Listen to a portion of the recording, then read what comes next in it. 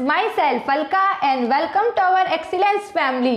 चलिए friend, start करते हैं हमारी आज की वीडियो, जिसमें हम जानेंगे विक्रय संवर्धन का अर्थ और इसके गुण दोष। विक्रय संवर्धन क्या होता है?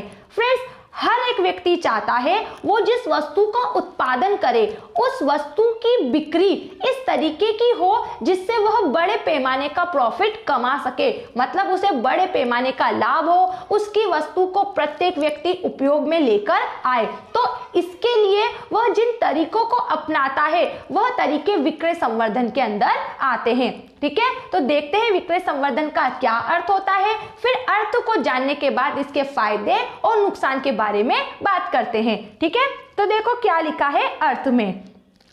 लिखा है एक मिनट, देखो लिखा है विक्रय संवर्धन दो शब्द विक्रय एवं संवर्धन से बना है। विक्रय का अर्थ बेचने से एवं संवर्धन का अर्थ बढ़ाने या वृद्धि करने से है। इस प्रकार विक्रय संवर्धन से आशय विक्रय में वृद्धि करने से है, जिसमें कूपन, उपहार, प्रतियोगिता, प्रदर्शनी, सजावट, मुफ्त नमूना इत्यादि के द्वारा क्रेता को वस्तु क्रय करने के लिए प्रेरित किया जाता है। और यह विक्रय संवर्धन मात्र ग्राहकों के लिए नहीं अपितु व्यापारी, मध्यस्थ, विक्रयकर्ता इत्यादि के लिए भी होता है। आ रहा है समझ में? विक्रय संवर्धन, विक्रय मतलब तैयार की गई वस्तु को बेचना, तो विक्रय। अब इस बेचने की जो हमारी प्रक्रिया है, जैसे आज हमारी 10 वस्तु बिकी, मैं चाहती हूँ कल 20 बिके, 50 बिके, 100 बिके, तो इसके लिए मैं जिन तरीकों को अपनाती हूँ वो तरीके संवर्धन के अंदर आते हैं। जैसे हम देखते हैं अक्सर दिवाली के अवसर के समय, है ना, दिवाली के समय या नव वर्ष के समय या रक्षाबंधन के समय हमें कुछ वस्तुओं पर विभिन्न प्रकार के ऑफर मिलते हैं या डिस्काउंट मिलते हैं। तो ये सब क्या है? ये सब उस वस्तु की बिक्री को बढ़ाने के तरीके हैं। तो फाइनली यहाँ विक्रय संवर्धन का अर्थ होता है वस्तु की बिक्री को बढ़ाना, विक्रय संवर्धन कहलाता है। और इस विक्रय संवर्धन के लिए निम्न तरीकों को अपनाया जा सकता है, जैसे क्या क्या बोला यहाँ पर इसने, कूपन। जैसे एक वस्तु को आप खरीदोगे उसके साथ आपको एक कूपन दिया जाएगा, फिर उस कूपन में जो कुछ निकलेगा वो आपको इनाम दिया जाएगा। तो ऐसी योजना हमने देखी है। ठीक है, फिर उपहार, जैसे एक के साथ एक वस्तु फ्री देना, कोई गिफ्ट देना। जैसे अगर हम अक्सर बड़े बड़े शॉपिंग मॉल में जाते हैं जहाँ 5,000 10,000 ऐसी की कोई शॉपिंग करते हैं, तो हमें एक उपहार, एक गिफ्ट वो हमें साथ में देते हैं। प्रतियोगिता, प्रदर्शनी कर सजावट, मुफ्त नमूना या इसके अलावा किसी वस्तु की एक्स्ट्रा मात्रा देकर, जैसे अपन बोलते हैं ना 50% फ्री, 20% एक्स्ट्रा, ऐसे या डिस्काउंट देकर किसी भी तरीके से आप वस्तु की बिक्री को बढ़ा सकते हो। ठीक है फ्रेंड्स, और ऐसी बिक्री केवल ग्राहक के लिए नहीं है, जो मध्यस्थ, फुटकर व्यापारी है, थोक व्यापारी है, जो दुकानदार है, उनके लिए भी होती है। ठीक है फ्रेंड्स, अब देखते हैं इस विक्रय संवर्धन के क्या फायदे हैं। ठीक है, तो बताया गया है विक्रय संवर्धन ध्यान आकर्षण करता है। ध्यान आकर्षण के एक मूल्य है, लोगों का ध्यान आकर्षित करता है वस्तु के प्रति। ठीक है, फिर नए उत्पाद के अवतरण में उपयोगी होता है और सभी प्रवर्तन विधियों में तालमेल बनाए रखता है। प्रवर्तन विधियां, जिसे प्रवर्तन मिश्र भी कहा जाता है, कौन कौन सी? प्रीवियस वीडियो में हमने इस चैप्टर की वीडियोस में देखी ना, व्यक्तिगत विक्रय हो गया, विज्ञापन हो गया, प्रचार हो गया, विक्रय संवर्धन, ये सब इसके अंदर ही तो आते हैं। ठीक है फ्रेंड्स, तो एक एक करके इन तीनों गुणों के बारे में जानते हैं।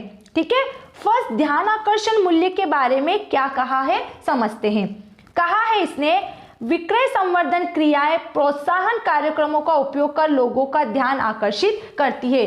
ध्यान आकर्षण मूल्य में इसने बताया है कि विक्रय संवर्धन के अंदर विभिन्न प्रकार के लुभावने प्रोत्साहित कार्यक्रम रखे जाते हैं, जिनसे लोगों को वस्तु क्रय करने के लिए तैयार किया जाता है। जैसे हम कहीं मेले में जाते हैं तो वहां पर अक्सर अपन देखते हैं ऐसे रिंग वाला कोई एक गेम होता है, रिंग जिस भी वस्तु में जाती है वो वस्तु हमें मिलती है, या फिर प्रदर्शनी के माध्यम से या कूपन के माध्यम से विभिन्न तरीकों से हमें लुभाया जाता है वस्तु को खरीदने के लिए। ठीक है, फिर अगला देखो, नए उत्पाद के अवतरण में उपयोगी, मतलब जब भी किसी उत्पाद को बाजार में लाया जाता है तब यह विक्रय संवर्धन यंत्र बहुत प्रभावी हो सकते हैं। यह लोगों को अपने नियमित खरीद से हटाकर नए उत्पाद का उपयोग करने के लिए भी प्रेरित करती है।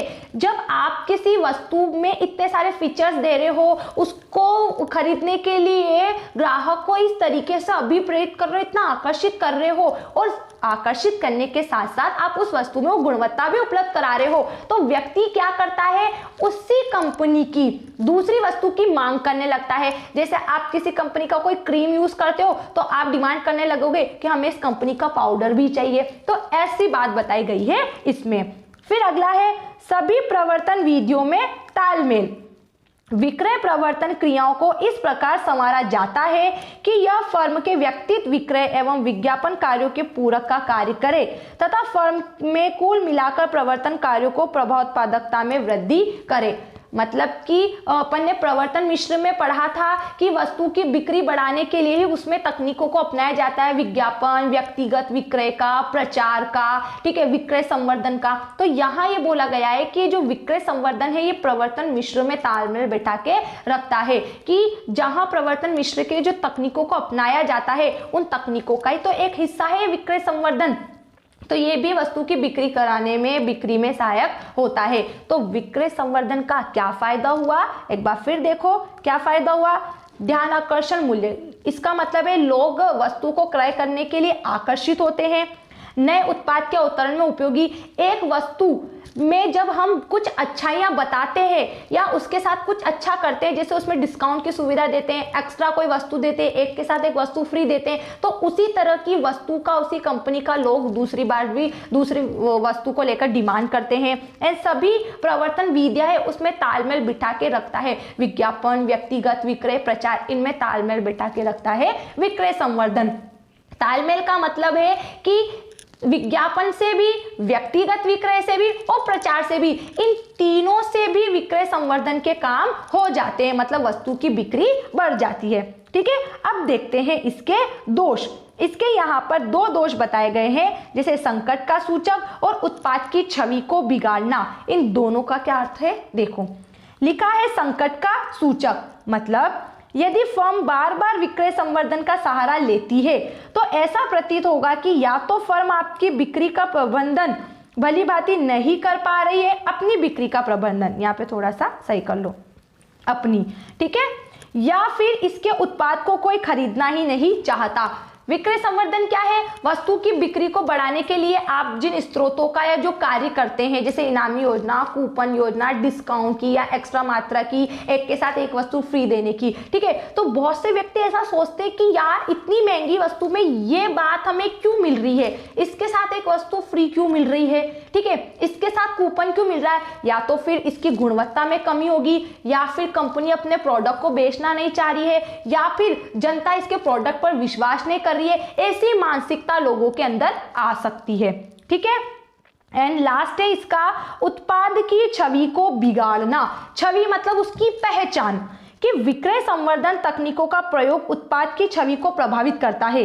क्रेताओं को ऐसा लगने लगता है कि शायद उत्पाद अच्छी गुणवत्ता वाला नहीं है अथवा इसका मूल्य उचित नहीं है। जैसे आप क्या कर रहे हो, किसी वस्तु के साथ 50% एक्स्ट्रा उसकी मात्रा दे रहे हो, तो लगता है लोगों को कि इसकी अतिरिक्त मात्रा क्यों मिल रही है, या तो फिर ये लोकल होगा जो एक्स्ट्रा मिल रहा है, ठीक है। तो कुल मिला के जहां विक्रय संवर्धन हमारी वस्तु की बिक्री को बढ़ाता है, वहीं साथ ही साथ इसके डिसएडवांटेज भी है, इसके कुछ हानियां, कुछ दोष भी है, ठीक है। तो हमने वस्तु की बिक्री तो बढ़ाना है, ठीक है, तो बिक्री को बढ़ाने के लिए हमें सही तरीके को अपनाना है, क्योंकि हम जानते हैं किसी चीज की अच्छाइयाँ ज़्यादा होती है जबकि बुराइयाँ कम होती है। तो हमें बुराइयों पर काम करना चाहिए जिससे हमारे काम की अच्छाइयाँ बनी रहे। तो विक्रय संवर्धन को लेकर हम जो काम करते हैं और हमारे काम लोगों की मानसिकता में जो परिवर्तन लाते हैं, तो हमें उस मानसिकता को दूर करने के उपाय करने चाहिए। ठीक है फ्रेंड्स, अब इसके अर्थ, लाभ या दोष, इनमें से किसी भी बात को लेकर कोई भी डाउट होता है तो डाउट को दूर करना है कमेंट्स बॉक्स में अपना कमेंट देकर। ठीक है friends, thanks for watching this video, bye bye.